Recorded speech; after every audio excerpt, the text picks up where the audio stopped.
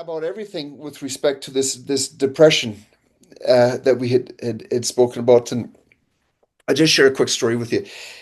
We're looking at about 17 years ago now.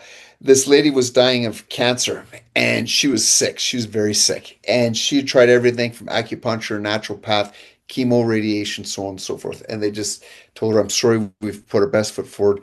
This is, you have to prepare for your later stages of life." So she came to me through referral, and my job was to prepare her for death.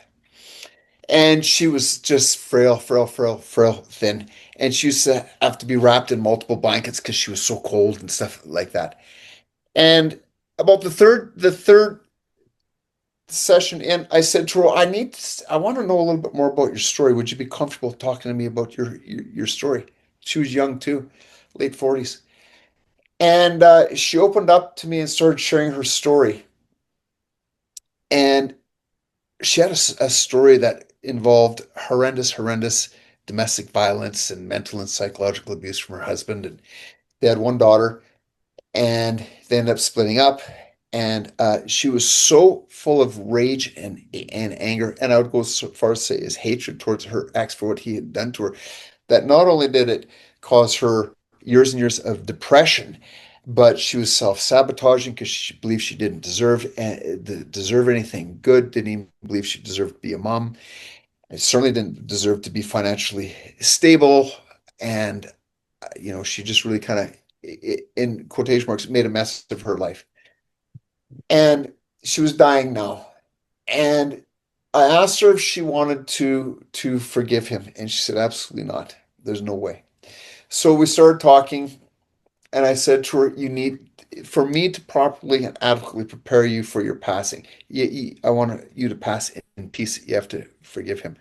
We worked through her pain. We worked through her anguish. We worked through these fixed false beliefs. We worked through her anger. We worked through this incredible hatred she had for her husband. I'm telling you, she, her biggest dream, she had a little daughter, a granddaughter, 4 years old at the time. And all she ever wanted to do was watch her granddaughter grow up. Like she was just head over heels for this little girl. We worked through this. She came to a place of being able to go through some deep, authentic forgiveness. I'm telling you, her daughter and her husband moved to British Columbia, to a different province. She's healed, she's alive, and she became volunteer of the year for volunteering at her granddaughter's school when her granddaughter was in elementary school. And it was because of the forgiveness piece. The depression went away, the anxiety went away, how she interacted with the world around her, how she received information Powerful. from the world around her changed, and she regained her health. And to this very day, this is 17, 18 years ago, she's healed.